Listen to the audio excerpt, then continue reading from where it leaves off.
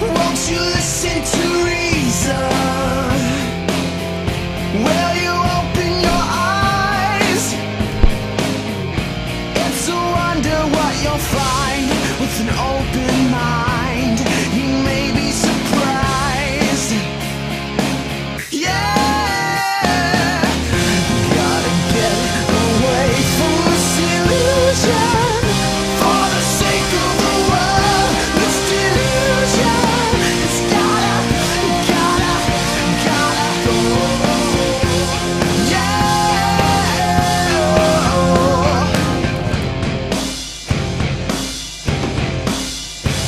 Hey everybody, welcome to another edition of the Atheist Experience. I'm your host, Matt Delaney. Joining me this week, we have Aron-Ra, who is like our annual guest, I guess, or something. It's been, what, about a year. Almost exactly a year. He was nice enough to come down. The ACA hosts a monthly lecture series at the Austin History Center and give us a lecture this morning about what we can and cannot say that we know. And so thank you very much for doing that. Thank you. And of course, you know, it was a no-brainer to make sure we got him on the show today to take your calls. This is a live public access television program sponsored by the Atheist Community of Austin. Today is April 3rd, 2011. The phone lines are open, and they'll get the number up for you shortly. We are actually taking calls today and not spending the entire day talking to one person as we did last week when Ray Comfort called in. Hopefully you enjoyed that show. I know a lot of people have yet to see it, but it was one of the more popular shows that we did, I think. Lots of feedback, and a lot of emails came in even before the show to say, oh, ask him this, and now it's, are you having him on again? Don't know.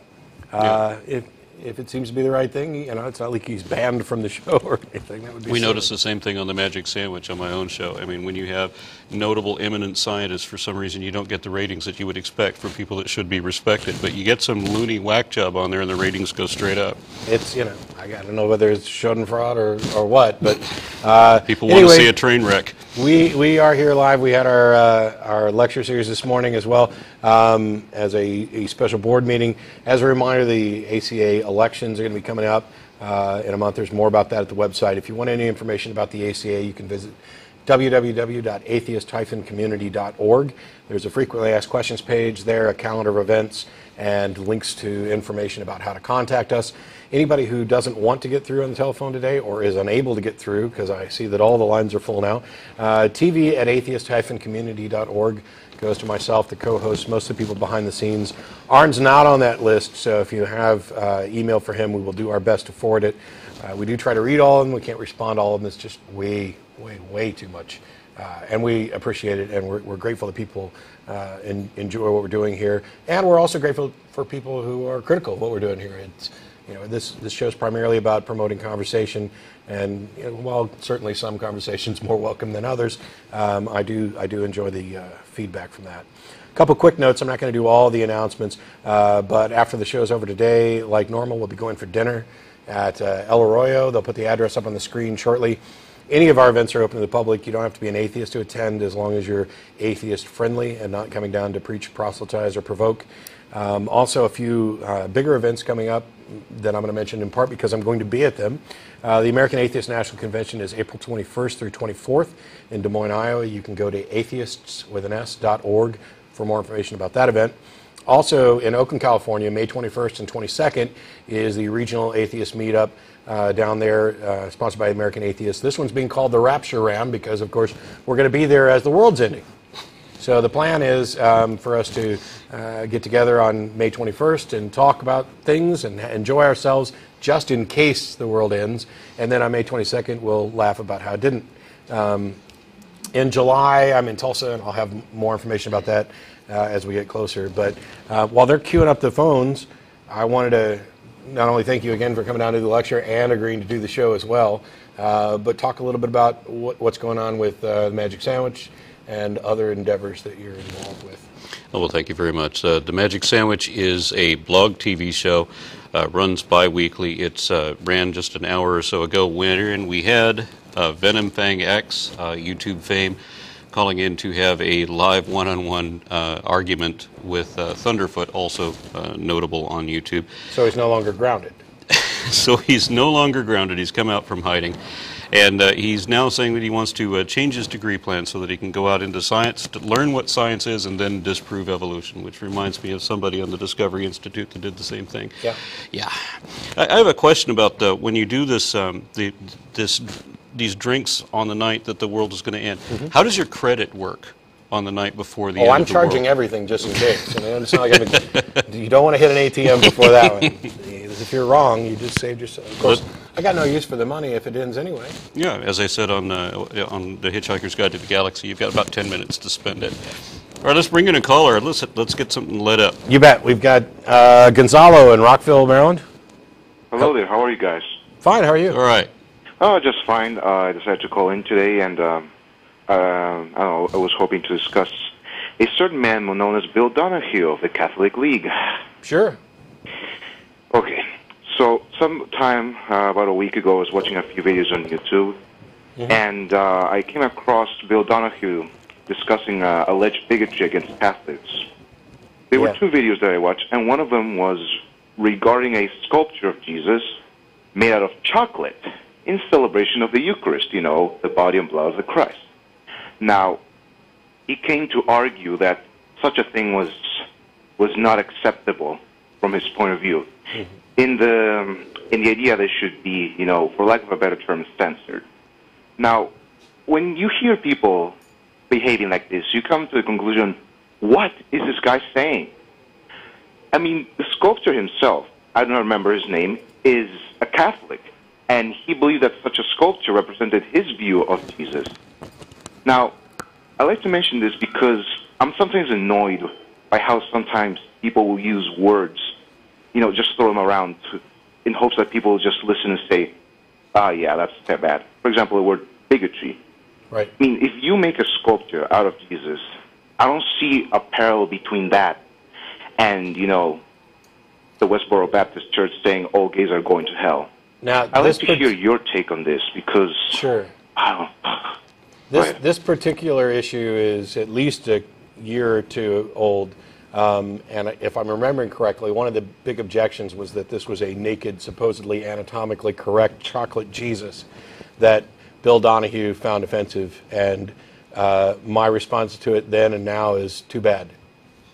You know what?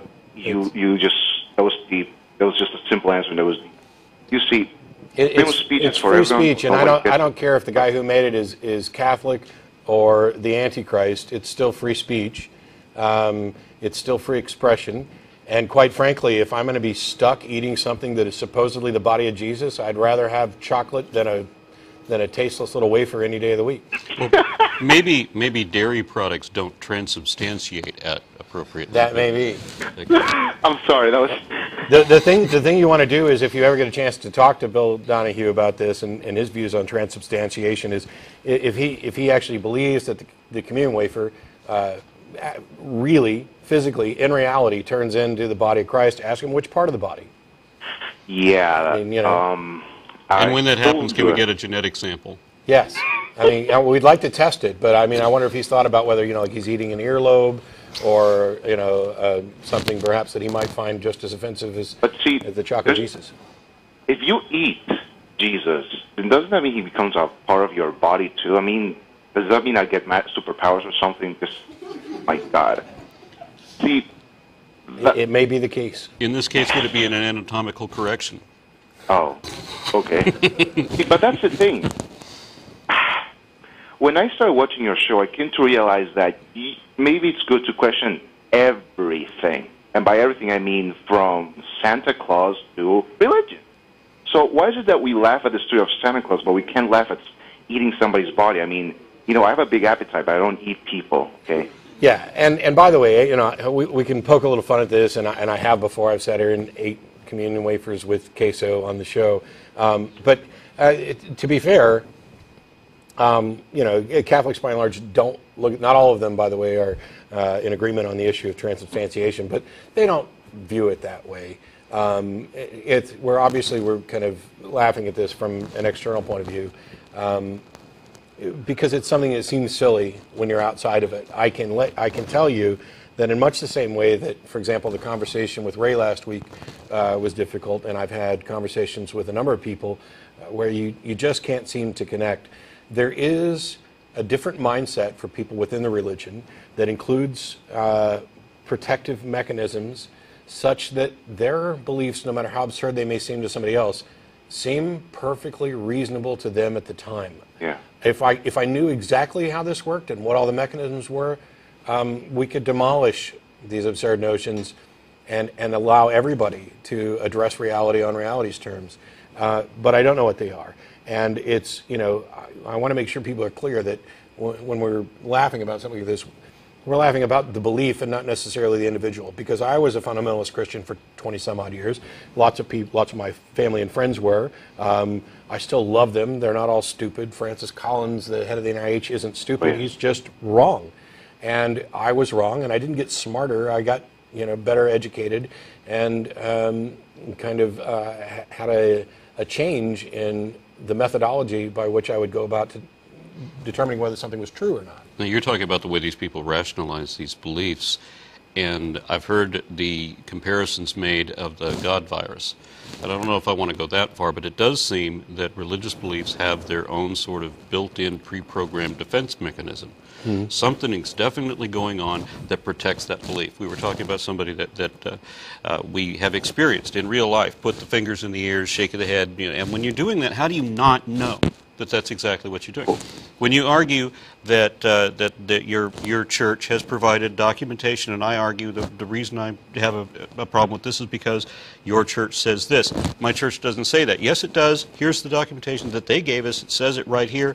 Yank it out of my hand, throw it in the trash. No, it doesn't say that. Yeah. Okay, don't read it to see that it says that. Instead, yank it away and wish it away, and then don't let me show it to you, and then imagine that it doesn't say that. There has to be some kind of actual defense mechanism where the belief, like an entity, is defending itself. And you're enabling this. So it is, in that sense, very much like an infection, at least from my perspective. Well, I would also assume that the concept of hell, which we all moral people would reject, could also be seen as a defense or intimidation to some extent, would you say? I can't see hell as an intimidation, because when I still believed that there was a God, the first thing I lost was the concept of hell, because it makes no sense. Satan makes no sense. There is no reason why a God worth worshiping, worth believing in, would have ever constructed such a thing as hell. And I simply couldn't include it in my belief system at any age, at any time in my life. Now, I was never fundamentalist. I was never taught to believe the way Matt was. But in the religious environment that I came up with, or that I came up in, excuse me, they had a different set of beliefs. Hell was included, but it wasn't the primary criterion. It wasn't, damnation wasn't the only thing you were fighting. But were you taught that non-believers would also face damnation? Damnation was not a focal point of the religion that I was brought up in. Damnation wasn't the center key. It was community that was the focal point there. So they did very little discussion on that. And what the Bible was given to me as the Word of God, it was the ultimate wisdom. God is love. God is the ultimate wisdom. He gave us His Word to explain reality. So, when I open the Bible, I am expecting that I am going to find divine wisdom. Mm-hmm.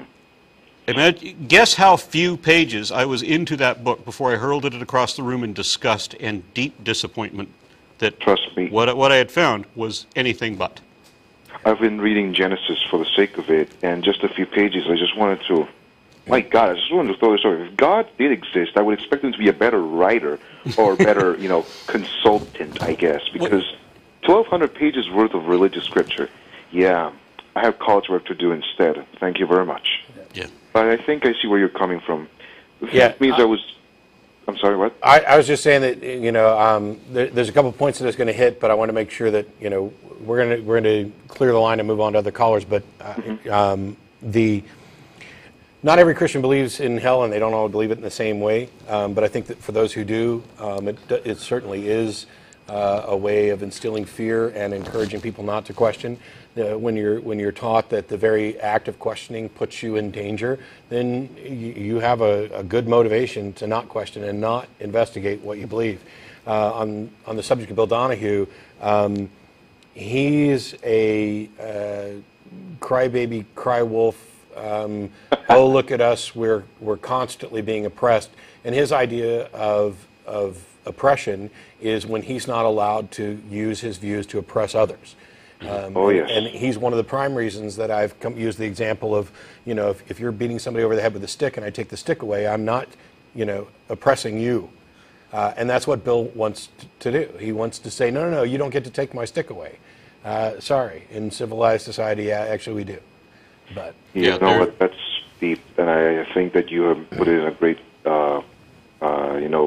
form, because, if somebody insults me, I'm an atheist, so if somebody tells me I'm going to hell, or I'm a dirty communist or whatever, I have to understand that as many tears as I can shed, this country is built upon the F word, aka freedom.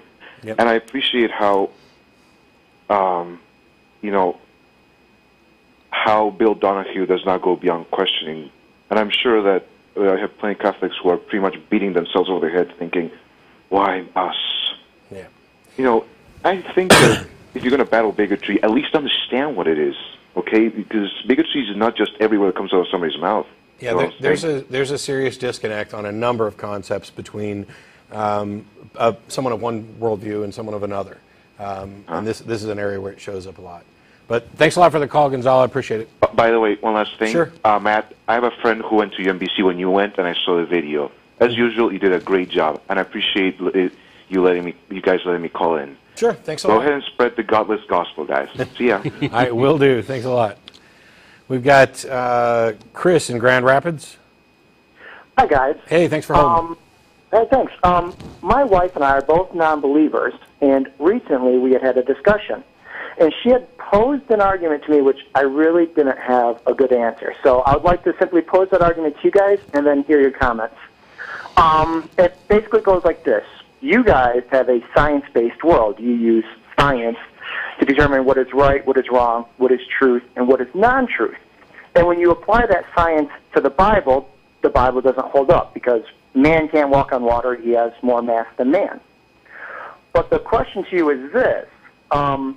What if you turn that around? Can you guys use simply what the Bible says and simply what the Bible teaches to prove that science is the correct way to answer questions and is the absolute truth? And if you can't, then when you have these debates with religious people, aren't you simply having a difference of opinion between a person who believes in a science-based world and a person who believes in a Bible-based world? I don't have a science-based worldview. I have a reality-based worldview, and science has continually demonstrated that it is the single best tool for determining and building an understanding of reality. So, yeah, it is a difference of opinion, and it is a bias. I have a bias towards that which is demonstrably true, and my opinion is that reality is best attested to by science. And if they have some other method that they think gives a better understanding of reality, then they need to demonstrate it. And I'd also ask, how are they going to do that without using science? Yeah, and as I was saying today to the ACA, science is the tool that works in any reality, regardless what you're in. When you ask your series of 20 questions, for example, you are ascertaining certain facts. Based on those, you improve your understanding. Based on the next bit of acquired information, you then improve your understanding again. You can use that to evaluate any of the reality that you're on. What you have with the Bible is not a Bible-based belief system. It's a belief-based system. You just promote whatever you want. I'm sure you've noticed when you argue with people on matters of the Bible, when you bring up something that is in the Bible that is objectionable, they deny its existence or they deny its interpretation, or you just don't understand it because you're not reading it through their lens, so that they interpret it differently, and so they are able to assume that the Bible says things it doesn't really say, and they're able to excuse what the Bible does say. So I don't see it as being Bible-based versus science-based. I think one is reality and one is fantasy. That's the only way that I would be able to view that. Well, I'm in agreement with you guys, but like I said, the basic premise was that they'll say, and although I don't agree with it and I don't think it's a good answer, sure, anything you say is demonstrable by science, they'll say, well, this is demonstrable by God, and the person Demonstrate who has to show it to be like God chose not to show it today. You'll show it next Sure. week or whatever. And so, I like I said, I'm in agreement with you guys, but I just want to know what your take was on that. Sure. Well, If God just chooses, not to demonstrate it, then their claim is indistinguishable from the truth of their claim is indistinguishable from it being false. Indistinguishable from the illusions of delusion. If there's a God out there who's going to, like for example, he's going to reveal himself to those two people and not these two people, then to everybody other than those two people, the claim that they've had a revelation is indistinguishable from the fact that they didn't. Yeah, and my opinion has been wrong. And I've had to come to terms with the fact that my opinion is wrong. They say your opinion can't be wrong. Yes, it can, and I know a few times when it is. So I don't base anything on opinion. When I argue, I'm going to argue on fact. And it's going to be something where we can set a point that you can't push back on. It's not opinion-based. It's not flexible. We establish facts, we work from there.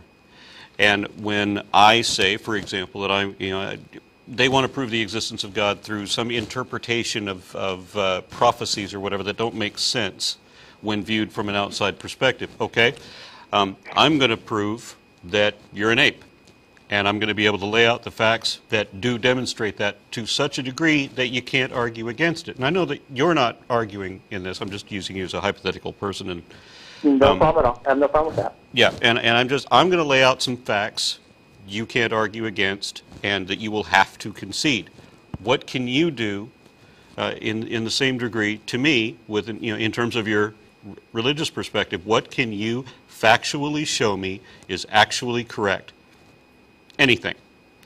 Again, using you as a hypothetical person that I might have this discussion with. Yeah, and what we find is that when pressed to do that, the examples that they offer, the things that they want to count as evidence in favor of their worldview are assertions that are unsupported by anything beyond that, or appeals to direct experience, which is unverifiable, and anecdotal.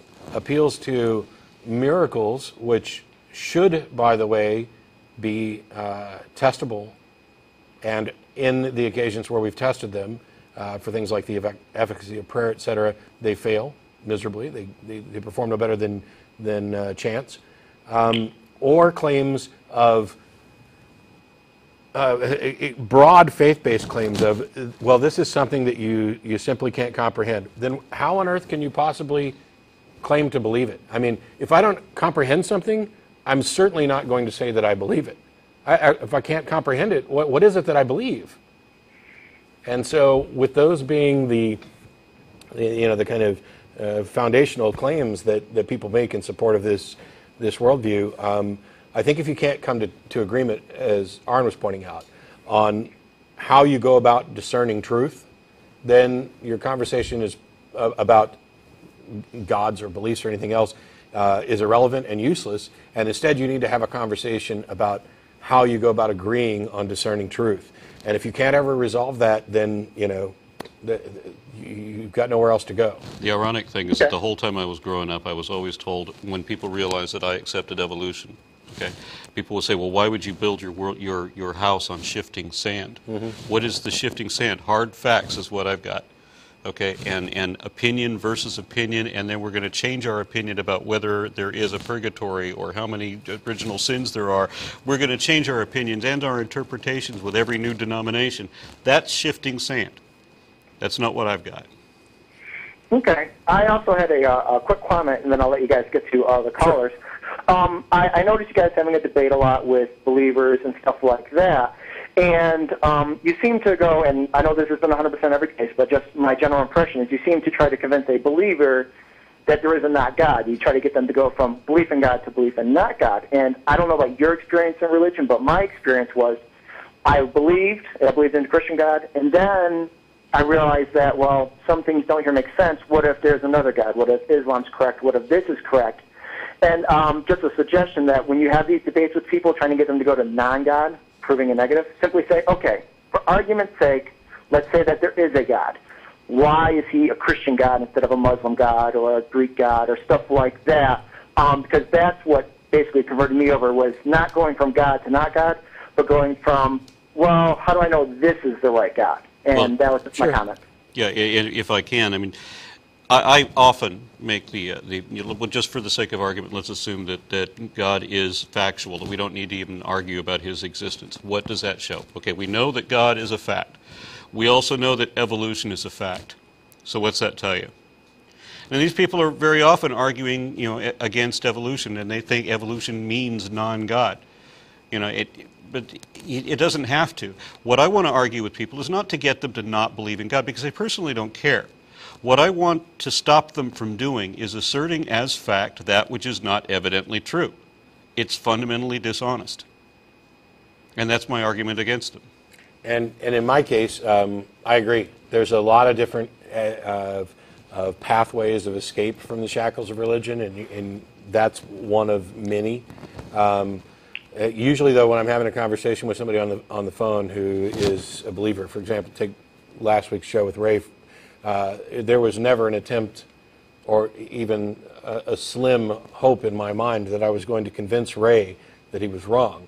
My purpose wasn't to convince Ray. My purpose was to have a conversation so that other people who watched it could assess the merits of the positions and come to their own conclusions. Yeah, there's an important point of difference with Ray, though. Ray's not typical. Yeah. Because what you have with someone like me is if I make a statement and it turns out to be incorrect, there's a degree of shame for me.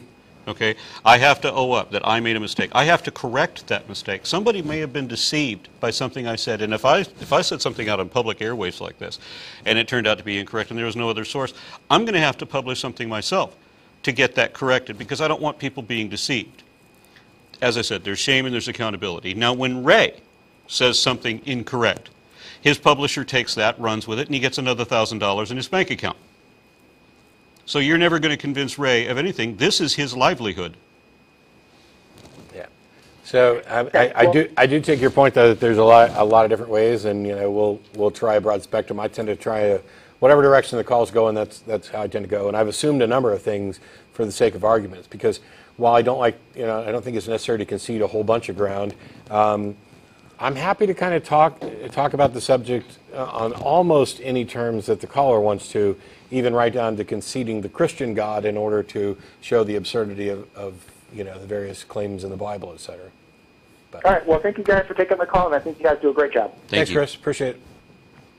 As a reminder, it's almost 5 o'clock. After the show's over, we'll be going to dinner at El Arroyo. I probably didn't announce that enough last week with the distractions, so I want to make sure I got it out today. And they'll get the address up there in a minute. But we've got full phone lines, and we've only get Aron down here like once a year, so I want to get through as many of these as we can. Cameron in Manhattan, how are you? I'm doing pretty good. How are you doing, Matt? Great. Thanks for waiting. Hey, no problem. Aaron, I wanted to talk to you about the textbook in Texas. Last I heard, they were rewriting or omitting history or something crazy like that. What's going on? Well, what had happened with that was that Texas realized that because they had this system that was set up by a... Wow, okay. Weird background noise. Anyway. I'm gonna put you on hold just so we don't have that noise, but we'll get back to you. Okay. All right, so Texas had a lot of buying power, and when they exert their force on the millions of students that we had, it was the case that when they demand that their textbooks read a certain way, the publishers would adhere to that. And since Texas had these demands and so many other people were going to follow suit, then Texas pretty much had the ground. We say what goes into the textbooks, and that's the way everybody else in the country is going to end up following suit. Two things happened to change that. One, the Board of Education became an international embarrassment. Two, Texas lost its buying edge, and it lost its buying edge for two reasons. One, this is the internet age. They can now change and have multiple copies of the same book. They don't have to run the old style printing presses. The internet allows for each state to have their own independent book if they wanted to go that route. But then on top of that, Texas also ran out of money. They can't buy their own textbooks now, so the textbooks we have now are already outdated, and they're going to be for a while.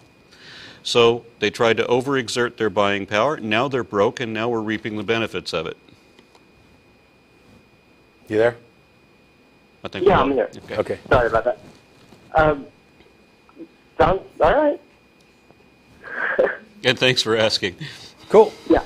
Thanks, Cameron. Thank you. We've got Daniel in Pittsburgh, Ohio. Hey guys, How you Hey. doing? good. I just, I was, when I was growing up, I was a Christian, but I was always skeptical, not really hardline, Mm-hmm. And I wasn't really hardline atheist either till about a year ago. And I just got done watching Jesus Camp a couple months ago, and I gotta tell you, that was horrific. Yeah. It was like the most disgusting thing I've ever seen.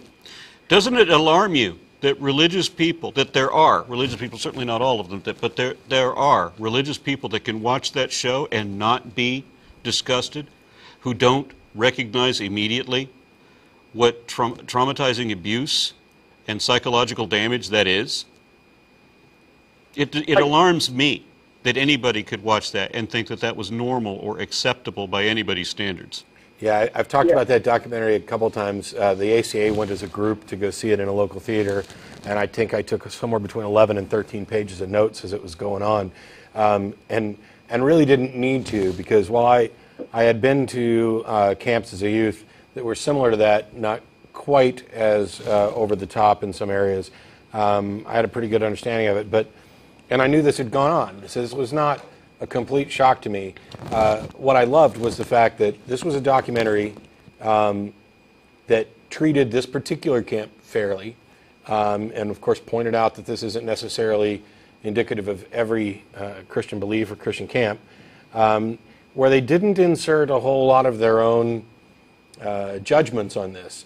But there's a moment that I talk about every time I talk about this, towards the end when she's driving through the car wash, and she's saying something that's kind of crazy, and it's like the culmination of all the crazy that's been in the whole documentary.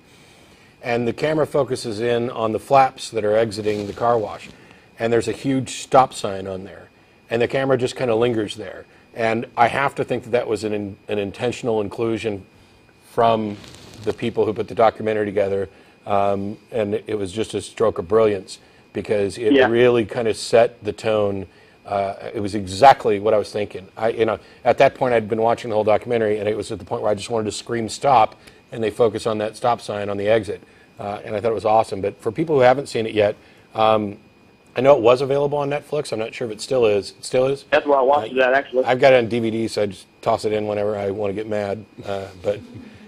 Yeah, it's a really, it's a well-done film overall, but as far as the documentary to show what's going on with the indoctrination of kids, and what you may have to deal with in at least some small pockets of America in the next 10 to 15 years. It's an eye-opener.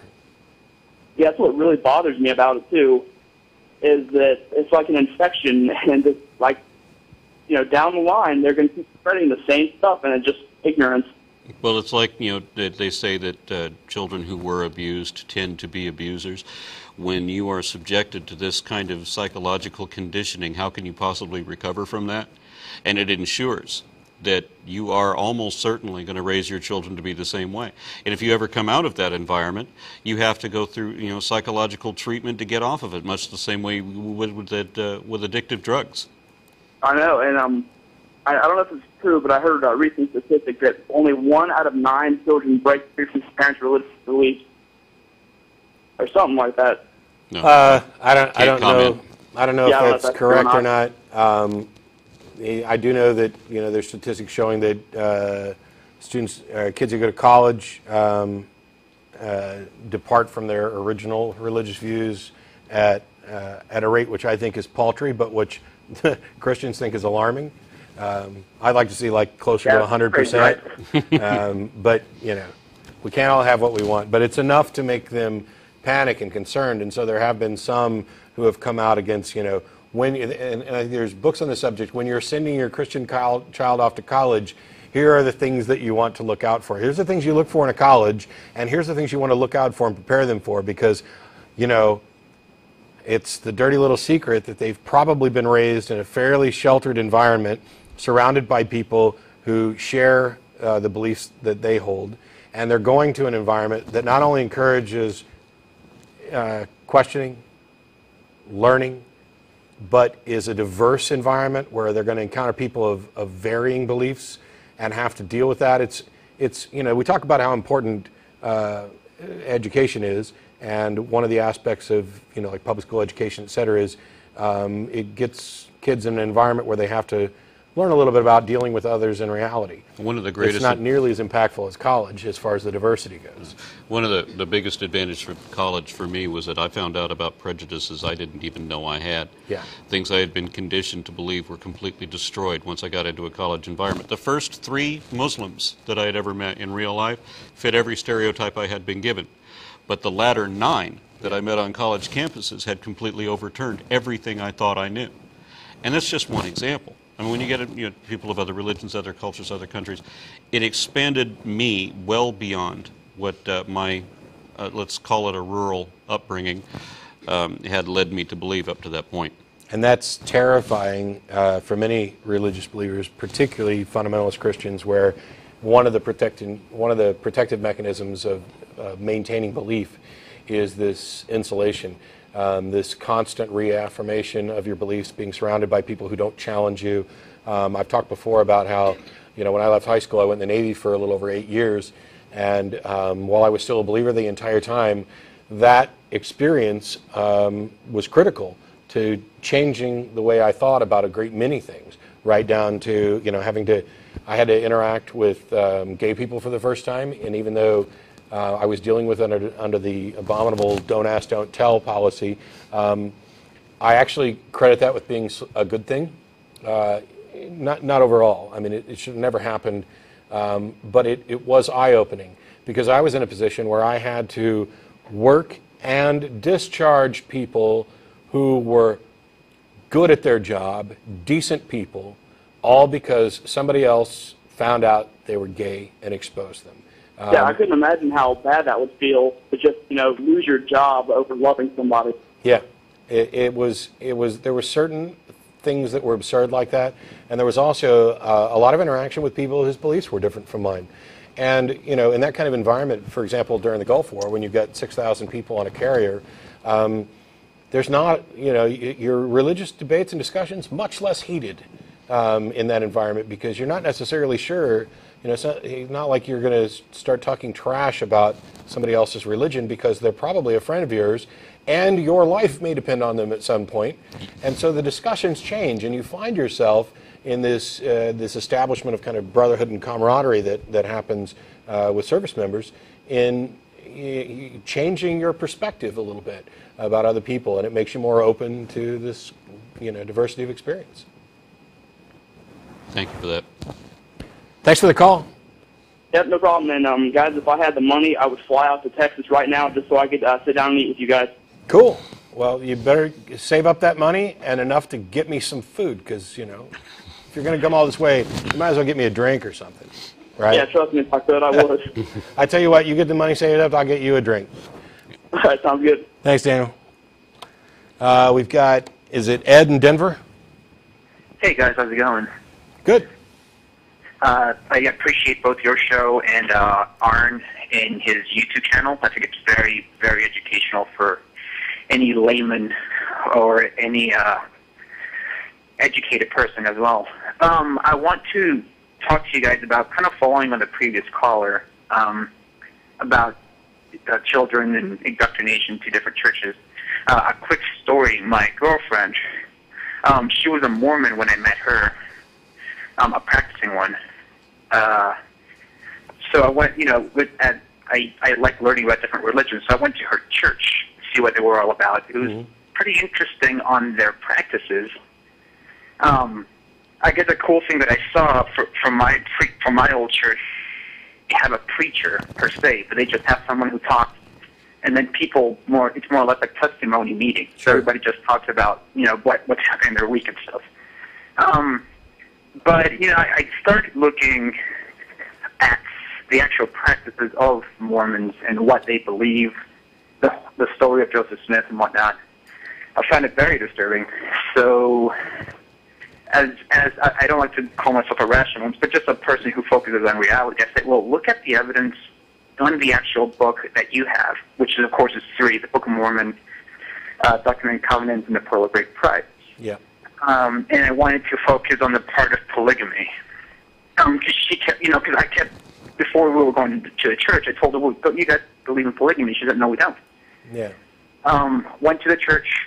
Yeah, they didn't speak anything at all about polygamy. That's because the modern Mormon church isn't in favor of polygamy. That's the FLDS. Right, but the problem is that the Doctrine and Covenants still state polygamy as an actual practice. So more or less, they're dissing what the book says. Yep, just like the Bible supports slavery, despite what people actually, That's the problem when your religious texts don't change, but your interpretations of them have to in order to remain politically correct. Exactly, and once I showed it to her, she actually got it really quickly. She was pretty devastated for about a week. Then she got out of it. Now she's, I guess, a practicing atheist. You want to call it practicing? that? I don't know. Kirk Cameron used to be a devout atheist. I don't know what devout or practicing means, but I think I'm on board. I hope to get it right someday, so I'm practicing. How much practice do you need to get devout? Anyway, go ahead. Yeah, I've been dating her for 2 years now, so of course I met her family. Mm-hmm. Now, her father is kind of like a third in command in the church that they go to. Sure. So he's pretty high up there. So is one of her sisters, and of course her mother.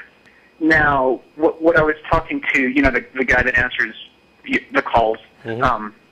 Is how can one discern on the actions, not just of a Mormon, but just of any type of believer? How can you discern if their actions towards you are actually genuine from themselves, or because any type of scripture tells them to? Sure. So you find yourself suspicious of the motives of believers as to whether or not they're actually being decent people because they understand that being decent is a good thing, or out of what, fear of punishment, hell, etc.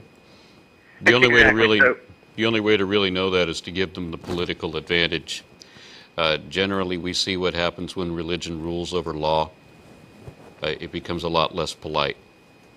Right. I'd like to think that by and large, most people, despite what many religions tend to claim, most people actually probably are decent, and probably are decent for the right reasons, even if they attribute it to something else.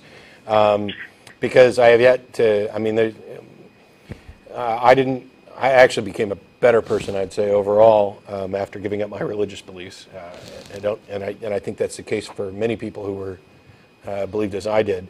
But the thing to remember is that most believers actually probably are sincere, honest people who want good things. What's happened is their desire to live in a good world and to try to be positive has managed to get them conned into believing a particular doctrine that also simultaneously twists their moral compass, such that there are some actions that should be apparently wrong, evil, whatever label you want to put on them, that they think are actually good. That's the real pollution that comes from this. The good that people tend to do, they may take that out of fear of reprisal or trying to get to heaven or avoid hell or whatever, but we see altruism and we see behavior as imposed by cultures and societies, not only within the modern human world, but also in the animal world as well. I wouldn't worry about it too much. I'd just kind of smile and be glad they're being nice. Yeah, I'd also like to throw out that I know people. I know a few people that are genuinely great people, and the reason that they are religious is because they're naturally wonderful, moral human beings, and so they choose something that they recognize because culture has taught them, your good Christian values, whatever. So that's what they want. They have the good values. They think the word Christian has to be attached to that.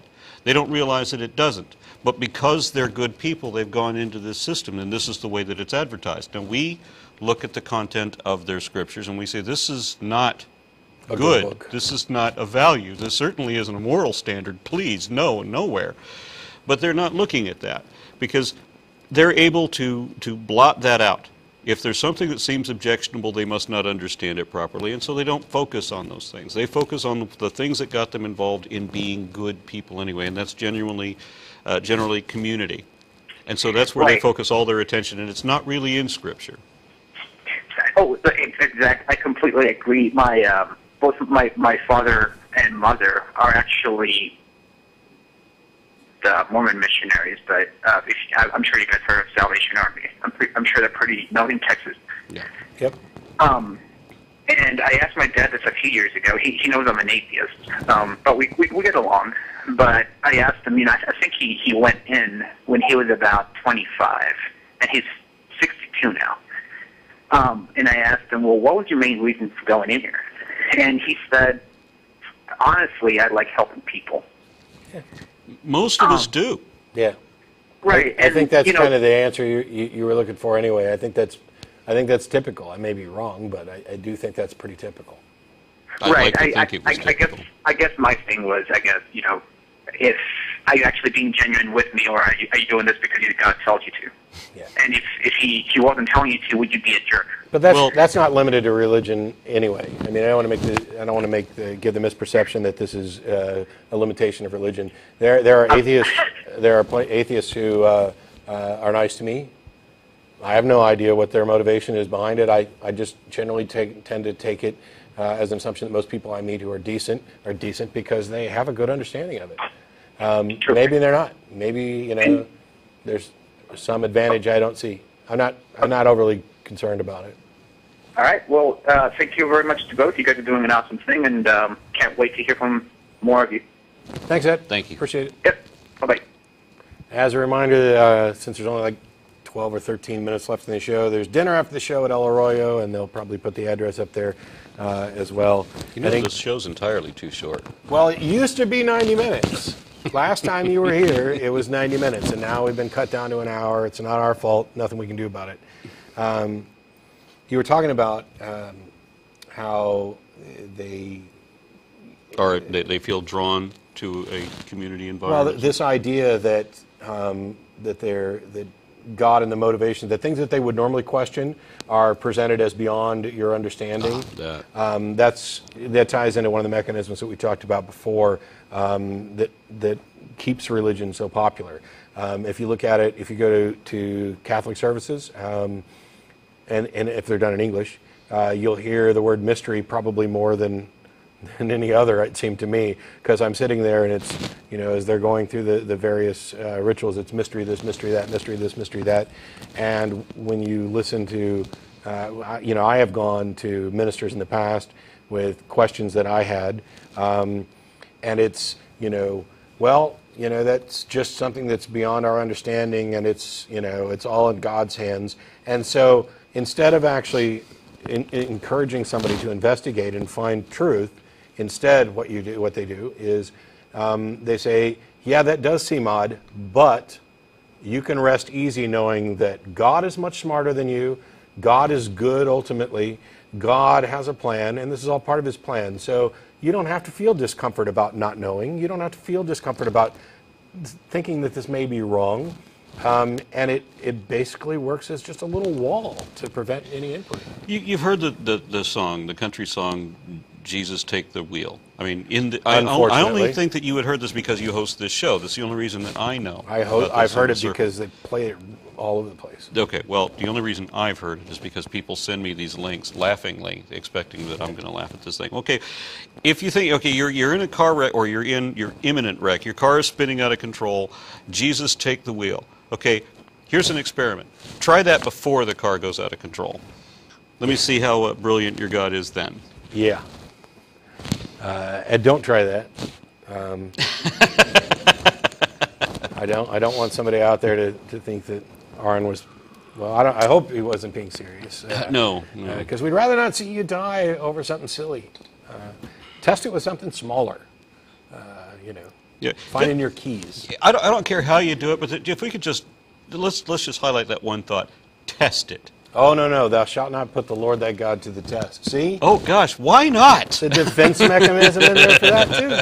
there is in the big book of multiple choice that people call the Bible, there is a defense for almost everything.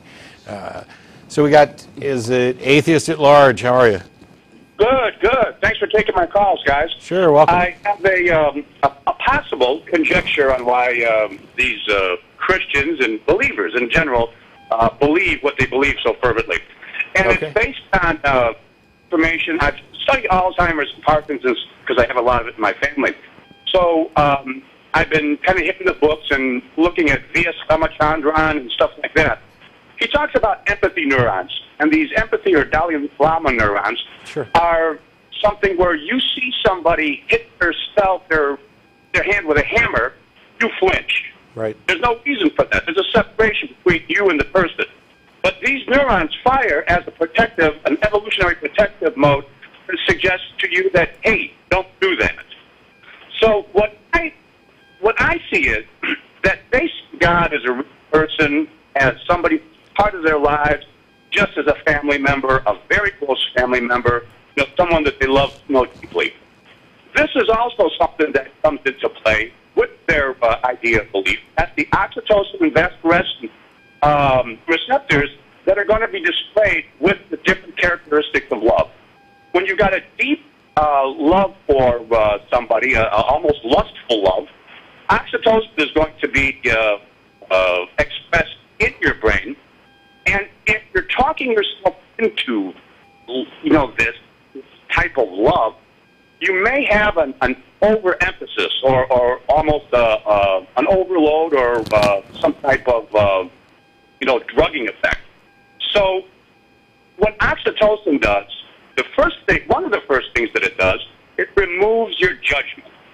So now, when you take and put in front of these people that God killed off an entire planet except for 8 incestual, homosexual family members in the Genesis story, now we see some kind of a disconnect. You should see something negative, but the logic processes are diminished because of their judgment. You can't tell somebody that's deeply in love with somebody, no, that guy's no good. Here's all the evidence. They won't listen to you until their brain chemistry settles down. So that's kind of my conjecture on this thing. I sure wish somebody would look into it. And I would think that Ramachandran and others probably are. But, there's a danger. That may very well be a part of it. There may be. I'm not sure where you got the Noah's family was homosexual, but there may be one aspect to it. The thing is that basically everything that we're talking about, both the defense mechanisms that are external and the ones that we build up ourselves, because we already know that once somebody, vocally commits to an idea, that they're much less likely to change their mind. And we've seen kind of the thing that you're talking about with abused spouses who have managed. I'm sorry, your phone's actually breaking up, so I'm only catching like every other word. But we've seen this with like abused spouses who have come to this mindset because of the situation they're in, that this is happening, that they deserve it, that this is an expression of love, etc. This kind of perversion of what would normally be considered Stockholm syndrome, that kind of stuff. Sure. That all goes along with it. And with being the homosexual, if you study the Jewish traditions and stuff, when Noah looks down, Noah was naked in the tent, he was laying on the table. Ham came in and came upon his father's nakedness. When you talk to Jews that are studied in this term of nakedness, coming upon his nakedness, is suggesting a genital manipulation. And please, ask a rabbi or some Jews that are studied in this to try and, verify or, debunk me. But Noah says that when he wakes up, he looks down and sees what his son has done. So there is some emphasis there that is pointing to that. And I got this from a debate with a Christian preacher in the chat room once. And I went to some of the Jewish guys at Stickham, and they verified that it is possibly some type of a genital manipulation. Sure, it's possible that you can interpret it that way, I suppose. Yeah, I don't Couldn't think say I for would. sure. I wouldn't interpret came upon his nakedness quite that same way. But you know, you don't want to. You're not Jewish. Well, and it's a bit. It's also a bit anachronistic, and saying what the author's original intent is something we can't do. I just don't. And the know, man was 600 after all. I just don't. I just don't know that it's justified enough to be tossing that in with the rest of it. Isn't it enough to point out the absurdity of supposedly destroying everybody except for one family, where the father was so drunk that he cursed one of his sons to be a slave for perhaps seeing him naked or perhaps manipulating his genitals. Who knows? Well, now I understand why he had to flood the entire world, because Noah was the best guy there was. And he's a naked old drunk cursing his own children. If he's the best... Right, exactly. And I think it's absurd. I think it's absolutely absurd to propose not only that this ever happened, but I think it kind of shows, like I've said before, the Bible's like a chronology, like a timeline of somebody, a God who just keeps failing.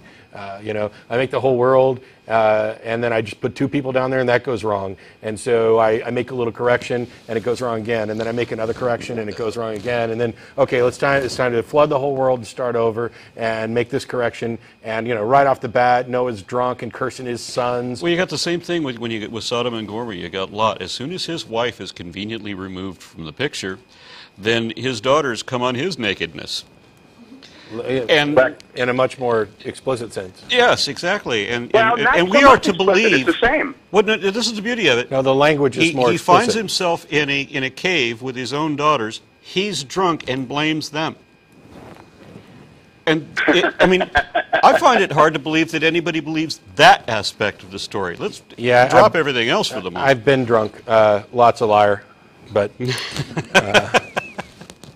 Well, the girls did conspire to get him drunk. In any case, there's only like 30 seconds left, and I got to let you go because there's one call I got to try to get to real quick. No care. Take care, guys, and thanks for taking my call. Sure. We've got Sonia in Houston. Hello? Hello? I apologize. We have Sonia, can you hear me? Yes. I apologize. We've completely run out of time. We're actually starting to put up the credits. I wish we'd have got to your call sooner. That's fine, no problem. I could try next weekend. Thank you so much for your time. I'd love it, but since they've written down your question, I'm going to try and answer it right before we go off the air, maybe. Who knows? Thanks, Sonia. Okay, thanks. In a nutshell, Sonia was asking why you don't think that the Bible is sufficient to prove God's existence, and it's because no textual account, no testimonial account could ever be sufficient justification for miracles. Otherwise, if you accept the Bible as proof of God's existence, then you have to accept the holy books and ancient traditions of every other religion on the planet, which puts you in the position of believing competing things. We are completely out of time. There's the list of the crew. Thanks, Aron, for coming down again. Always a pleasure. We'll have him back anytime. Thanks to the folks who showed up in the studio. We'll be at El Arroyo shortly. Be safe, and Russell will be here next week. I get the week off. Can we do another show based just on her question? I hope so. I'd just like to discuss that for an hour. You bet. Bye-bye.